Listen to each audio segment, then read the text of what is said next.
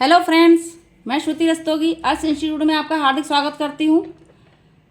जैसा कि मैंने आपको बताया था कि आपकी पर्यावरण अध्ययन की क्लास चालू कर दी है, मैंने कल से ही चालू हुई है। कल मैंने आपको पाठ्यक्रम के विषय में पूरी जानकारी दी थी, पर्यावरण अध्ययन में क्या क्या चीज़ें आपकी आनी हैं, पेडागोजी में क्या क्या चीज़ें आनी हैं। तो अगर आपने नहीं देखी है तो आप चैनल पर विजिट करके उसको देख सकते हैं। और चूँकि मेरे इस चैनल पर हिंदी की, CDP की, संस्कृत की क्लास ऑलरेडी चल रही है सीटेट को लेकर। सीटेट का एग्ज़ाम आपका दिसंबर में है, तो अगर आप दिसंबर में सीटेट के आपने फार्म भर रखा है और आप उसकी तैयारी कर रहे हैं तो हमारे चैनल पर विजिट करिए, चैनल को ज्वाइन कीजिए, बैच लीजिए।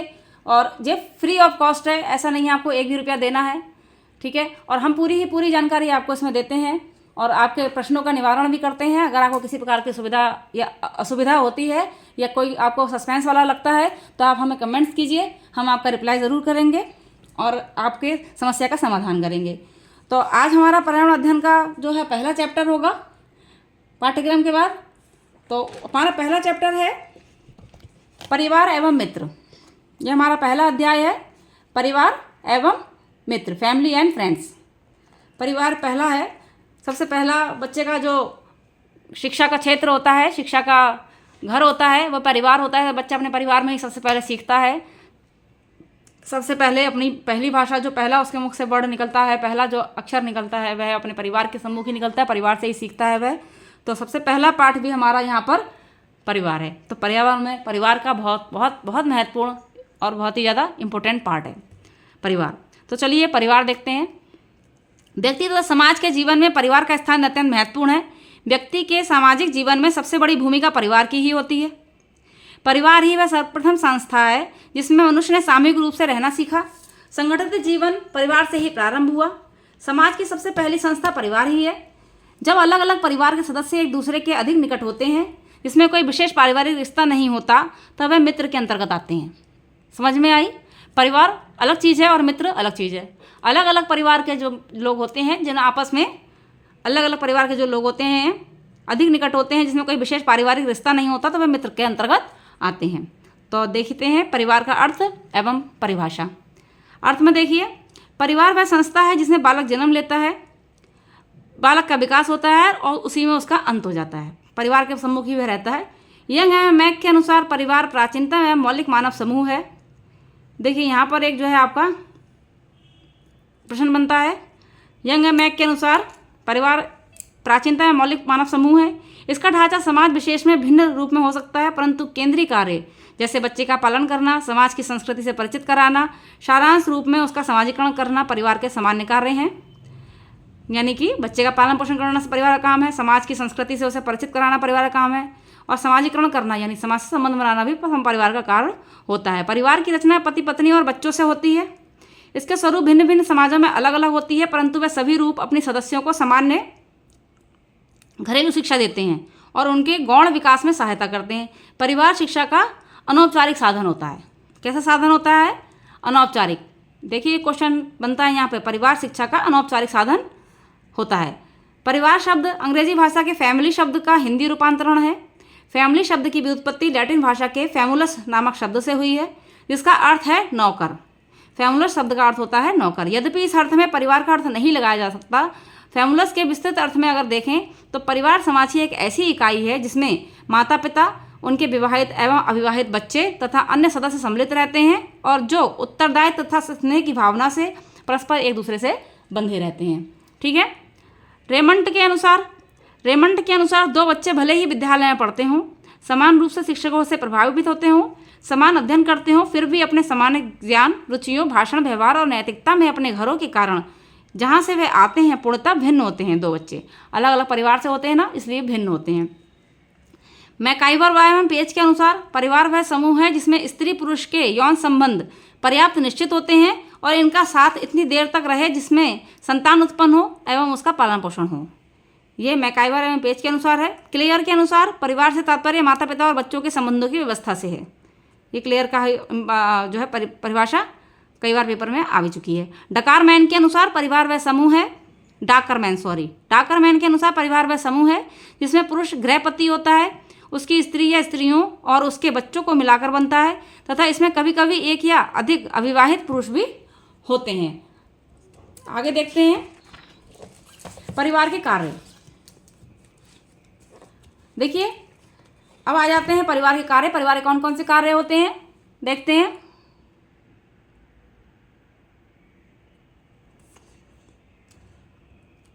मैकाइवर ने परिवार के कार्यों को 2 भागों में विभाजित किया है, आवश्यक और अनावश्यक। परिवार के आवश्यक कार्यों में घर के विभिन्न प्रावधानों को सम्मिलित किया जाता है, जबकि अनावश्यक कार्यों में मनोरंजन से संबंधित कार्यों को सम्मिलित किया जाता है। आर्थिक क्रियाकलाप, शैक्षणिक क्रियाकलाप तथा लैंगिक व प्रजनन के क्रियाकलाप परिवार के आवश्यक कार्यों में सम्मिलित किए जाते हैं। और आकबर्न के अनुसार और निम्नकाफ्के ने परिवार के कार्यों को 6 वर्गों में विभाजित किया है। आर्थिक कार्य, प्रकृत्यात्मक कार्य, रक्षात्मक कार्य, आनंदप्रद कार्य, धार्मिक कार्य और शैक्षणिक क्रियाकलाप वाले कार्य। लुंडबर्ग ने परिवार के 4 प्रमुख मूलभूत क्रियाकलाप बताए हैं, जिनमें प्रमुख रूप से प्राथमिक समूह का संतोष, श्रमिकों का सहयोग व विभाजन, बच्चों की देखभाल व प्रशिक्षण तथा यौन व्यवहार और प्रजनन का नियम आदि सम्मिलित हैं। आगे देखते हैं परिवार की विशेषताएं। परिवार की विशेषताएं। परिवार की अनेक विशेषताएं होती हैं जो निम्नलिखित हैं। 1 वंशानुगत संबंध, 2 सामाजिक संस्था, 3 आर्थिक व्यवस्था, 4 वैवाहिक अनिवार्यता तथा 5वां सामाजिक सुरक्षा की मूलभूत इकाई। वंशानुगत संबंध में पारिवारिक सदस्यों के बीच एक वंशानुगत संबंध होते हैं तथा कुछ विशिष्ट गुण एक पीढ़ी से दूसरी पीढ़ी को प्राप्त होते रहते हैं। वे वंशानुगत संबंध होते हैं जो एक पीढ़ी से दूसरी पीढ़ी तक चलते रहते हैं। दूसरा आता है सामाजिक संस्था। परिवार सामाजिक संस्था की मौलिक इकाई के रूप में कार्य करता है। आर्थिक व्यवस्था। आर्थिक व्यवस्था में पारिवारिक सदस्य अपने सभी सदस्यों की आर्थिक स्थिति को बेहतर करने के लिए वित्त की व्यवस्था करते हैं। चौथा है हमारा वैवाहिक अनिवार्यता। वैवाहिक अनिवार्यता में परिवार में संतानोत्पत्ति एवं विवाह की अनिवार्यता होती है। वैवाहिक संबंध परिवार के वंश की वृद्धि के लिए उत्तरदायी होता है। 5वां है सामाजिक सुरक्षा की मूलभूत इकाई। पारिवारिक अंग के रूप में सभी सदस्य सुरक्षित महसूस करते हैं, जो उनके विकास के लिए महत्वपूर्ण होते हैं। आते हैं अब अगला परिवार का वर्गीकरण। अब परिवार का वर्गीकरण में परिवार कितने प्रकार का होता है देखिए। परिवार को आकार की दृष्टि से 2 भागों में विभक्त किया जाता है, संयुक्त परिवार और एकल परिवार। संयुक्त परिवार कैसे होते हैं? प्राचीन काल से ही भारतीय सामाजिक जीवन का मुख्य आधार संयुक्त परिवार से है। संयुक्त परिवार में 2-3 पीढ़ियों के सदस्य शामिल रहते हैं और ये एक दूसरे से संपत्ति, आय तथा पारस्परिक अधिकारों एवं कर्तव्यों से जुड़े रहते हैं। ठीक है, अगला आगे देखते हैं। जो संयुक्त परिवार होता है उसमें माता पिता, पुत्र पुत्री, भाई बहन, पुत्र वधू एवं उनके बच्चे, चाचा चाची, दादा दादी आदि एक साथ एक ही घर में रहते हैं। ठीक है, समझ में आ रहा? अगला देखिए, अतः संयुक्त परिवार का आकार बड़ा होता है। सदस्यों का एक दूसरे के प्रति असीमित उत्तरदायित्व होता है। सर्वाधिक आयु वाला व्यक्ति परिवार का मुखिया होता है और मुखिया ही प्रत्येक सदस्य के लिए आवश्यकता अनुसार धन का व्यय सम्मिलित धन से करता है। संयुक्त परिवार के गुण। संयुक्त परिवार के गुण निम्नलिखित हैं। कार्य विभाजन की व्यवस्था, सामाजिक जीवन का विकास, सामाजिक सुरक्षा, बचत के लिए अनुकूल, सामान्य हितों की रक्षा, पारिवारिक परंपराओं की रक्षा, परिवार धन का समान वितरण, बच्चों का समुचित पालन पोषण करना, परिवार एवं विकास करना, बुजुर्गों के ज्ञान का, अनुभव का, उपदेश एवं निर्देश का लाभ उठाना, ये संयुक्त परिवार के गुण होते हैं। संयुक्त परिवार के दोष, जैसे लाभ हैं वैसे दोष भी हैं। संयुक्त परिवार के दोष निम्नलिखित हैं। व्यक्ति के विकास के लिए स्वतंत्र अवसर का अभाव होता है। पारस्परिक द्वेष व कलह व संघर्ष रहता है। सामान्य निर्धनता कलिश संघर्ष रहता है, क्योंकि स्वतंत्रता का अभाव होता है, क्योंकि अपने मन की नहीं हो पाती, इस मारे कलह और संघर्ष रहता है। सामान्य निर्धनता रहती है। आवश्यकता पूर्ण होते रहने के कारण अधिकांश सदस्यों का आलसी होना और कठोर नियंत्रण। अब आते हैं दूसरा परिवार का दूसरा प्रकार, एकल परिवार। एकल परिवार जो होता है आपका, एकल परिवार का स्वरूप लघु होता है। संयुक्त परिवार के विघटन के कारण ही एकल परिवार का निर्माण हुआ है। एकल परिवार में पति पत्नी तथा उनके अविवाहित बच्चे होते हैं। एकल परिवार के गुण। एकल परिवार के गुण हैं, व्यक्ति के स्वतंत्र विकास का अवसर होता है, व्यक्ति के कलह की संभावना बहुत कम होती है, गृह संचालन में स्वतंत्रता होती है, पारिवारिक कुरीतियों का अभाव होता है, पति पत्नी के बीच मधुर संबंध होते हैं एकल परिवार में। आगे देखें, एकल परिवार में दोष भी होते हैं, जैसे लाभ संयुक्त परिवार में है तो हानि भी संयुक्त परिवार में है। तो अगर लाभ एकल परिवार में है तो एकल परिवार में हानियाँ भी हैं। हानि देखिए, शिशुओं की देखभाल की समस्या एकल परिवार में होती है। संकट के समय दयनीय स्थिति हो जाती है। स्वार्थ की भावना को बल मिलता है, अपव्यय होता है, उचित निर्देशन एवं परामर्श का अभाव होता है, पति पत्नी के संबंध में कटुता बढ़ती है, पर लोड पड़ता है तो कटुता बढ़ती है, पारिवारिक जीवन के सुख का अभाव हो जाता है। परिवार के अन्य प्रकार। अब देखते हैं परिवार के अन्य प्रकार।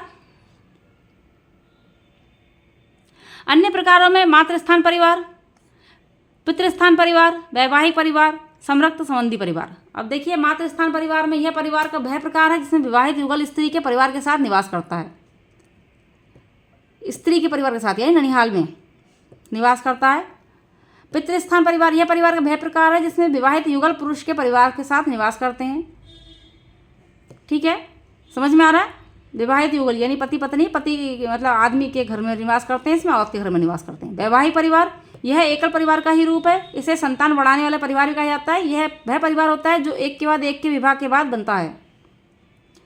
समरक्त संबंधी परिवार यह भी संयुक्त परिवार का ही एक रूप है, इसको अभिविन्यास परिवार भी कहा जाता है। इसमें समान रक्त समूह के लोग सम्मिलित होते हैं क्योंकि इनकी उत्पत्ति एक ही रक्त से होती है, समरक्त संबंधी परिवार कहलाते हैं। अब आ जाते हैं अनुवांशिकता और रक्त समूह।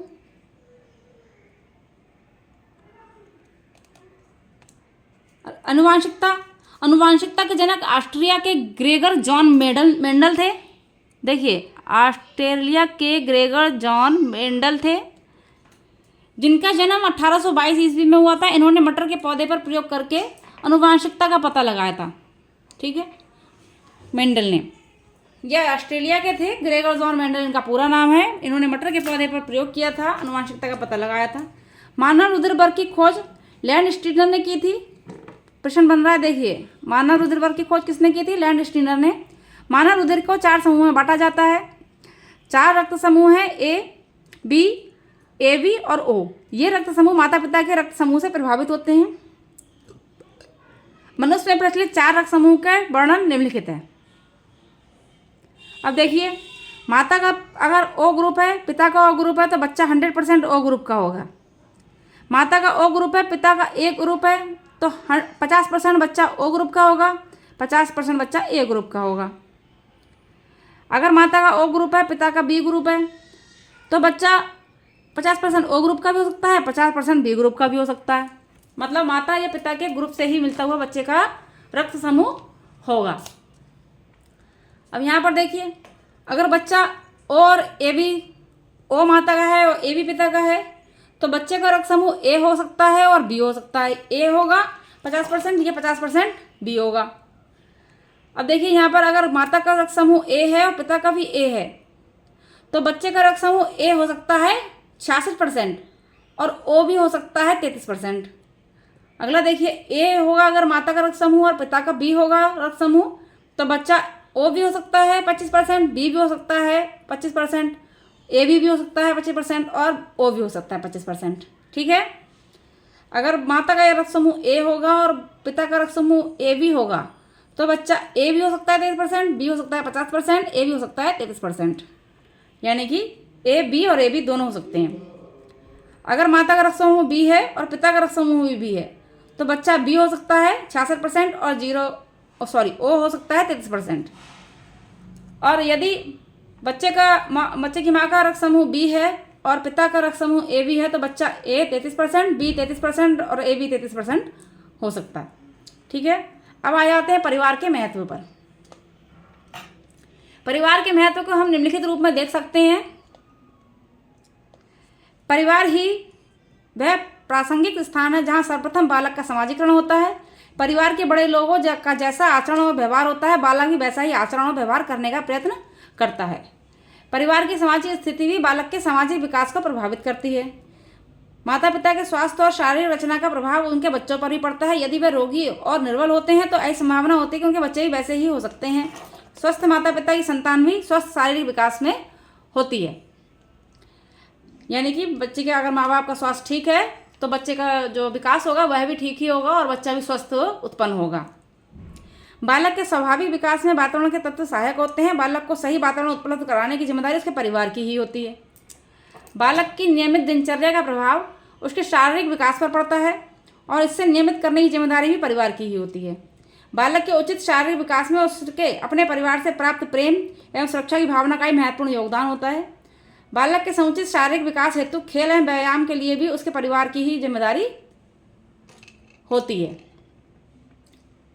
बालक की मानसिक क्षमता के विकास में उसके वंशानुक्रम का प्रमुख योगदान होता है, जो उसे उसके परिवार माता पिता से प्राप्त होता है। मानसिक विकास में बालक के भाषा विकास का भी महत्वपूर्ण योगदान होता है, जिसमें उसके परिवार की भूमिका सर्वाधिक महत्वपूर्ण होती है। आगे देखते हैं परिवार का महत्व। जर्मन मनोवैज्ञानिक ग्रेगर जॉन मेंडल ने मटर के पौधे पर के साथ प्रयोग करके आधार पर यह निष्कर्ष निकाला कि पौधे में कुछ ऐसे लक्षण होते हैं जो जड़ों में पाए जाते हैं। मेंडल के पृथक्करण नियमानुसार किसी माता पिता ग्रुप के एक सदस्य के केवल आधे गुण संतान में स्थानांतरित होते हैं, जिसके अनुसार अलग अलग गुणों के जीन्स एक दूसरे से अप्रभावित होते हैं परंतु आपस में मिलते हैं। सामाजिक परिवेश में परिवार एवं मित्र के अतिरिक्त भोजन, सामाजिक जीवन शैलियों तथा वस्तु निर्माण की प्रक्रिया के माध्यम से भी बच्चों में सीखने के प्रति जिज्ञासा उत्पन्न होती है। इन्हें पर्यावरण अध्ययन पाठ्यक्रम की प्रमुख प्रकरण माना जाता है, जबकि जानवरों की गतिविधियों को उप प्रकरण माना जाता है। ऐसा परिवार जिसमें माता पिता के बच्चे बीच अच्छे संबंध होते हैं, जिससे वे अपने बच्चों को रुचियों और आवश्यकता को समझते हैं और वह आनंद एवं स्वतंत्रता का वातावरण होता है, इसका सकारात्मक प्रभाव बालक के मानसिक विकास पर पड़ता है। अगला देखिए, अच्छी आर्थिक स्थिति वाले परिवार में ही बालक को पौष्टिक भोजन, सही शिक्षा का वातावरण, खेल एवं मनोरंजन के अवसर आदि उपलब्ध होते हैं। माता पिता की शिक्षा का भी बालक के मानसिक विकास पर बहुत गहरा प्रभाव पड़ता है। अब देखिए परिवार का महत्व विभिन्न विद्वानों के अनुसार। रूसो का यह विचार था कि समाज बालक को दूषित करता है। वह बालक की शिक्षा की व्यवस्था अलग करना चाहता है। उसका विचार है कि सभ्यता से दूर पिता बालक को प्रकृति की गोद में शिक्षा दे। पेस्टालॉजी के अनुसार पेस्टालॉजी शिक्षा के अनौपचारिक साधन के रूप में शिक्षा को महत्व देती है। इसका मानना था कि घर शिक्षा का सर्वोत्तम साधन है और बालक का प्रथम विद्यालय घर होता है। फ्रॉवेल के अनुसार फ्रॉवेल पर भी पेस्टालॉजी का प्रभाव था। उसने बालक की शिक्षा में माता का महत्व बताते हुए कहा है, माताएं आदर्श अध्यापिकाएं हैं और घर द्वारा दी जाने वाली अनौपचारिक शिक्षा सबसे प्रभावशाली और स्वाभाविक होती है। मॉन्टेसरी ने बालक की शिक्षा में घर का महत्वपूर्ण योगदान अनुभव किया। उसने विद्यालय को बचपन का घर कहा है। तो ये था हमारा परिवार का चैप्टर। अगला आगे हमारा दूसरा 1.2 चलता है मित्र। परिवार एवं मित्र हमारा कंप्लीटली पूरा पार्ट था। दूसरा अगला है हमारा मित्र। देखते हैं आगे। बालक के कार्य में उसका सहयोग करने वाला अथवा उसके साथ खेलने वाला वह बालक उसका मित्र कहलाता है, जो परिवार से भिन्न होता है। यह आवश्यक नहीं समुदाय के सही बालक के साथ बालकों के अच्छे संबंध हो। जिन बालकों के साथ बालक का संबंध अच्छा होता है एवं जिनके साथ वह रहना, कार्य करना व खेलना पसंद करता है, उन्हें हम उसका मित्र कहते हैं। मित्रता एक ऐसा रिश्ता है जो अन्य रिश्तों की भांति बलपूर्वक थोपा नहीं जा सकता। अपनी सुविधा एवं रुचि के अनुसार देख परख कर मित्र चुनने की स्वतंत्रता होती है। यह एक ऐसा बंधन होता है जो लोगों के मन को जोड़ता है और इसी के आधार पर वे एक दूसरे के लिए कुछ भी करने को तैयार रहते हैं। मित्रों के बीच आपसी संबंधों को मित्रता कहते हैं। मित्रता का वर्गीकरण। अरस्तु ने मित्रता का वर्गीकरण 3 भागों में करा है। पहला है उपयोगिता की मित्रता, दूसरा है आनंद की मित्रता, तीसरा है अच्छी मित्रता। पहली मित्रता है उपयोगिता की मित्रता। इस प्रकार की मित्रता में मित्र वही होता है इसका मित्रता में अपना हित दिखाई देता है, यानी मतलब भला मित्र। जहाँ मतलब आया वहाँ पे उससे मित्र बना लिया, जहाँ मतलब नहीं आया वहाँ रहा है कौन है तू, हम तुमको नहीं जानते हैं, ऐसा नहीं। ये उपयोगिता वाला मित्र हो गया। आनंद की मित्रता। इस प्रकार की मित्रता में मित्रों को बीच आपसी हित को लेकर सहमति होती है और जो अपनी आपसी खुशी मित्रों के बीच बांटते हैं, यानी सिर्फ समय जब हमारा अच्छा चल रहा है तभी की मित्रता, सिर्फ अच्छे समय की मित्रता को हम कहते हैं आनंद की मित्रता। उपयोगिता की मित्रता देखिए न, मतलब हमारी उपयोगिता, जब जरूरत पड़ी तभी मित्र हैं, उसके बाद मित्र हैं ही नहीं, ऐसा थोड़ी।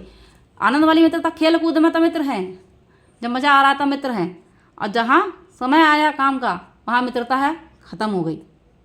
अगली आती है अच्छी मित्रता। इस प्रकार मित्रता में 2 मित्रों के बीच आपसी संबंध का भाव होता है। वे एक दूसरे के साथ आनंद लेते हैं, इस मित्रता में हित पूर्ति व आनंद के लिए नहीं होती। ये अच्छी मित्रता हो गई।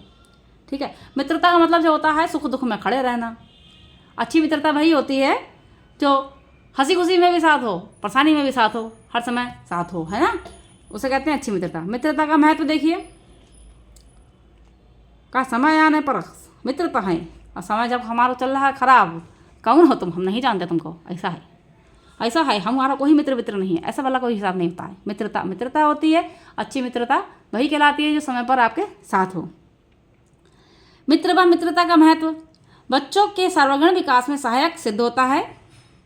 मित्रता का महत्व इस प्रकार से मित्रता के कुछ महत्व निम्नलिखित हैं। एक अच्छा मित्र बालक के खेलकूद व अन्य कार्यों को संपन्न करने में सहायक होता है, अच्छी राय देता है। एक अच्छा मित्र बालक को कुसंगति से बचाने का प्रयास करता है। अच्छा मित्र कुसंगति से बचाता है। जो मित्र आपको कुसंगति की ओर ले जाता है वह अच्छा मित्र कभी नहीं होता है ना। जो मित्र आपको अच्छी राह दिखा रहा है, आपको सही गलत का ज्ञान करा रहा है, वही अच्छा मित्र है। जो कुसंगति की गलत रास्तों पर ले जा रहा है वह अच्छा मित्र नहीं होता। ठीक, एक अच्छा मित्र सामाजिक आदर्श और मूल्यों को सिखाता है। एक अच्छा मित्र बच्चों के पार्श्विक प्रवृत्ति अपनाने से बचाता है, बुरी प्रवृत्तियों को है। बच्चों के मानसिक विकास में मित्रता व मित्र की भूमिका महत्वपूर्ण होती है। पर्यावरण अध्ययन को सीखने में परिवार के अतिरिक्त मित्र, समाचार पत्र एवं समुदाय के सदस्यों की भूमिका महत्वपूर्ण मानी जाती है। सीखने के रूप में इन्हें प्रभावशाली संस्था माना जाता है। देखते हैं संबंध। अगला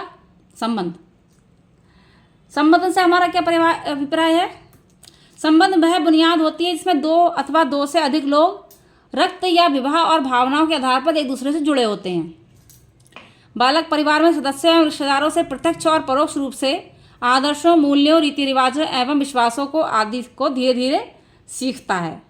बालक के सभी संबंधियों का उसके व्यक्तित्व के विकास पर प्रभाव पड़ता है, किंतु परिवार के प्रमुख सदस्यों का उस पर गहरा प्रभाव पड़ता है। जैसे बालक बड़ा हो जाता है वैसे वैसे बालक अपने माता पिता, भाई बहन और परिवार के अन्य सदस्यों के संपर्क में आते हुए प्रेम, सहानुभूति, सहनशीलता तथा सहयोग आदि के सामाजिक गुणों को आत्मसात करने लगता है। आत्मसात यानी कि अपने अंदर समावेश उसका करने लगता है, अच्छे गुणों का, परिवार के गुणों का। यह आवश्यक नहीं है कि प्रत्येक बालक के परिवार में चाचा चाची, बुआ फूफा जैसे संबंधी विद्यमान हो। कक्षा में मौजूद बच्चों की पारिवारिक विविधता से शिक्षक बालकों को इस विषय में विभिन्न प्रकार की जानकारियाँ उपलब्ध करा सकते हैं। एकल परिवार होते हैं उसमें चाचा चाची, बुआ फूफा नहीं दिखते हैं, है ना। अब ऐसे ही बच्चों की संख्या कम हो गई है, 1 2, हम 2, हमारे 2, तो क्या है, किसी को बुआ नहीं मिलती, किसी को मौसी नहीं मिलती, किसी को चाचा नहीं मिलता, किसी को ताया नहीं मिलते, है ना। तो संबंध ही खत्म होते जा रहे हैं। संबंध तो बनेंगे ना जब परिवार बनेगा। परिवार ही नहीं बन रहा है, 1 कर रहा है बच्चा, 2 कर रहा है बच्चा, 2 कर लिया, अरे बहुत हो गए हमारे यहाँ, नहीं चाहिए अब, 2 ही नहीं समझ रहे हैं साहब, ऐसा थोड़ी है। परिवार में कम से कम 3 बच्चा तो होना ही चाहिए है ना। क्यों, बुआ मिल जाए या चाचा मिल जाए, या ताऊआ मिल जाए या फिर मौसी मिल जाए, कुछ तो मिले। बच्चों को संबंध की जानकारी तो होनी चाहिए। संबंधों का वर्गीकरण, चलिए आगे देखते हैं। संबंधों का वर्गीकरण, समान रूप से संबंध 2 प्रकार के होते हैं जो निम्नलिखित हैं। वैवाहिक संबंध, सामान्यतः वैवाहिक संबंध इस प्रकार के संबंध विवाह के कारण उत्पन्न होते हैं, जैसे पति पत्नी और सास बहू। सास तभी तो बनोगे जब विवाह हो जाएगा लड़के का, पति भी तभी बनोगे जब विवाह हो जाएगा। समरक्त संबंध, समरक्त संबंध इस प्रकार संबंध रक्त के आधार बनते हैं, ऐसे संबंधों को जिसकी सामाजिक स्वीकृति आवश्यक होती है, जबकि प्राणी शास्त्रीय संबंधों में स्वीकृति आवश्यक नहीं होती, जैसे माता पिता एवं पुत्र पुत्री के बीच संबंध होता है। ठीक, अब आते हैं कार्य एवं खेल। कार्य करने की जिम्मेदारी वयस्कों की होती है, तो वहीं खेलकूद बच्चों के लिए अनिवार्य होता है। बच्चे स्वयं को खेलकूद में व्यस्त रखते हैं, इस कार्य में इन्हें परिवार के सदस्यों का सहयोग प्राप्त होता है। बाल अवस्था से ही बालक में रचनात्मक प्रवृत्तियां विकसित होने लगती हैं। रचनात्मक खेल से सक्रिय खेल हैं जिनसे बच्चे को कुछ नया करने की कल्पनाशीलता मिलती है। वस्तुतः रचनात्मक खेल कल्पनात्मक खेलों से अत्यधिक समानता रखते हैं, क्योंकि रचनात्मकता कल्पना शक्ति द्वारा प्रभावित होती है। रचनात्मकता कैसे कहते हैं, किसी चीज़ का होना, जैसे बच्चों के पजल्स वाले गेम होते हैं, या ड्राइंग करना, या किसी कोई आर्ट बनाना, वह रचनात्मक खेल होते हैं। समझ बच्चा इस तरीके से मतलब हाथ पैर घुमाएगा, अपने दिमाग लगाएगा उसमें, कैसे कौन सी चीज़ रंगनी है या कौन सी चीज़ बनानी है, तो कल्पना शक्ति चलती है और रचनात्मकता भी होती है। ठीक है, खेल खेल में बच्चे सहज रूप से सीख जाते हैं। बालकों को विभिन्न प्रकार के प्रयोगों एवं खेलों द्वारा सिखाना अधिक आसान हो जाता है तथा इससे पाठ भी रुचिकर हो जाता है। आरंभ में वस्तुओं को एक के ऊपर एक लगाना, ब्लॉक जोड़कर आकृतियाँ बनाना आदि रचनात्मक खेलों को बालकों द्वारा खिलाए जाते हैं। अगला देखते हैं प्रोजेक्ट विधि, किंडरगार्टन विधि, मॉन्टेसरी विधि, डाल्टन विधि, ह्यूरिस्टिक विधि, बेसिक शिक्षा इत्यादि खेलकूद एवं सामान्य क्रियाकलापों द्वारा बच्चों को शिक्षा देने की कुछ प्रमुख विधियां प्रचलित हैं जो खेल विधि द्वारा होती हैं। प्रोजेक्ट विधि, किंडरगार्टन विधि, मॉन्टेसरी विधि, डाल्टन विधि, ह्यूरिस्टिक विधि, बेसिक शिक्षा इत्यादि खेलकूद एवं सामान्य क्रियाकलाप। ठीक है, देखिए खेल का बालकों के विकास में योगदान, खेल का बालकों के विकास में क्या योगदान है यह भी देखते हैं। पहली बार आए चैनल को सब्सक्राइब जरूर कर लीजिएगा, सब्सक्राइब करने से आपको भी फायदा है और हमको भी फायदा है नहीं। सब्सक्राइब करेंगे आप तो आप हमारे साथ बने रहेंगे, आप बने रहेंगे हमारे साथ तो हमें भी पता रहेगा कि हमें आगे आपको वीडियो बना के देनी है नहीं। पूरा चैप्टर करना ही है, पूरी किताब पढ़ानी है। आप हमारी चीज़ को समझ रहे हैं, देख रहे हैं, है ना, तो सब्सक्राइब जरूर कीजिए। अच्छा लगता है और कमेंट करके बताइएगा तो बहुत ही अच्छी बात है। कमेंट कर देंगे तो हमें मालूम पड़ेगा कि आप हमारी वीडियो देख रहे हैं, कि आपको समझ में आ रही है ना। देखते हैं खेल का बालकों के विकास में योगदान। खेल कूद से बच्चों का शारीरिक एवं मानसिक विकास होता है। इसके लिए इसके महत्व को हम निम्न रूप में देख सकते हैं। ये बच्चों के शारीरिक, सामाजिक एवं ज्ञानात्मक क्षमता के विकास में सहायक होते हैं। इनसे बच्चे स्फूर्तिवान बने रहते हैं खेलकूद से, और साथ ही नियमित रूप से विभिन्न क्रियाकलाप करते रहते हैं। खेलकूद से शरीर के मांसपेशियां एवं हड्डियां मजबूत होती हैं। खेलकूद से रक्त का संचार सुचारू रूप से होता है और पाचन क्रिया सुदृढ़ होती है। शरीर को अतिरिक्त ऑक्सीजन मिलती है और फेफड़े मजबूत होते हैं खेलकूद से। खेलकूद के दौरान शारीरिक अंगों को सक्रिय रहने के कारण शरीर की रोग प्रतिरोधक क्षमता बढ़ती है। खेलकूद बच्चों के मानसिक विकास को तीव्रता प्रदान करता है। खेलकूद भावनात्मक रूप से कमजोर बच्चों के लिए थेरेपी का काम करते हैं, जिससे वे सामाजिक परिवेश में संयोजन स्थापित कर लेते हैं। खेलकूद बच्चों के स्वयं निर्णय लेने की क्षमता में सहायक होते हैं, और खेलकूद बच्चों की शिक्षा में भी महत्वपूर्ण भूमिका निभाते हैं। इसलिए बालकों की शिक्षा में खेलकूद को उचित स्थान दिया जाता है। तो बच्चों, ये था हमारा पाठ परिवार एवं मित्र। हमारा पहला अध्याय आज परिवार एवं मित्र का कंप्लीट हुआ, और नेक्स्ट वीडियो में हम आपको द्वितीय अध्याय बताएंगे। द्वितीय अध्याय हमारा रहेगा पौधे, प्लांट्स। द्वितीय अध्याय हमारा है प्लांट्स, और चूँकि सैद्धांतिक विषय पूरा होने के बाद, पाठों को कम्प्लीटली पढ़ने के बाद ही हम जो है आपको इसके क्वेश्चन आंसर कराएंगे। तो नेक्स्ट वीडियो में हम आपको इसके परिवार एवं मित्र की प्रश्नोत्तरी जो है इसमें वह देंगे, और फिर सेकंड पार्ट अपना शुरू करेंगे। तो हमारे साथ बने रहिए। आज हमने पढ़ा पर्यावरण शिक्षा, पर्यावरण का अध्ययन किया। सीटेट का प्रमुख विषय है ये, 30 नंबर आते हैं इसके, और हमारे साथ बने रहेंगे तो हम आपसे वादा करते हैं आप 30 में से 30 नंबर लाने का प्रयास करेंगे। ठीक है, तो जैसा कि हम बता सकते हैं आपको, कोई बड़ी बात नहीं है इस एग्ज़ाम को क्लियर करना, अगर आप शुरू से पढ़ाई करते हैं। अभी तो नोटिफिकेशन आई है, 15 दिसंबर दे रहे हैं, है ना। अभी तो 15 दिसंबर बहुत दूर है।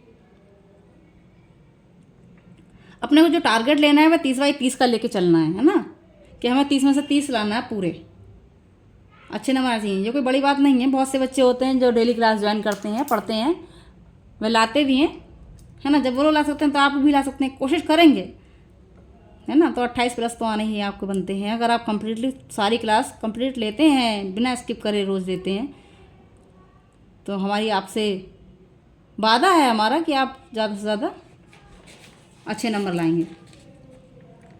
और जब अच्छे नंबर लाएंगे तो हमारा भी तो नाम करेंगे ना, कि हाँ हमने ये वाली क्लास ली थी, तो हमें भी अच्छा लगेगा। और बताइएगा ज़रूर बाद में, ठीक है, कि आपने हमारी क्लास ली, हमें कैसा लगा। तो हम तो आपके कमेंट्स देख कर ही तो मालूम कर पाएंगे हमें कैसा लगा, है ना। आपको कैसा लगा आप कमेंट करके बताएंगे। कमेंट नहीं करेंगे तो हमें कैसे पता चलेगा। कमेंट तो किया कीजिए। नेक्स्ट वीडियो में मिलेंगे आपसे। हाँ ठीक है, चलिए मिलते हैं अपनी नेक्स्ट वीडियो में। हमारे साथ लास्ट तक बने रहने के लिए आपका बहुत बहुत धन्यवाद। हमारे साथ बने रहें, चैनल को सब्सक्राइब जरूर करिएगा। Take care.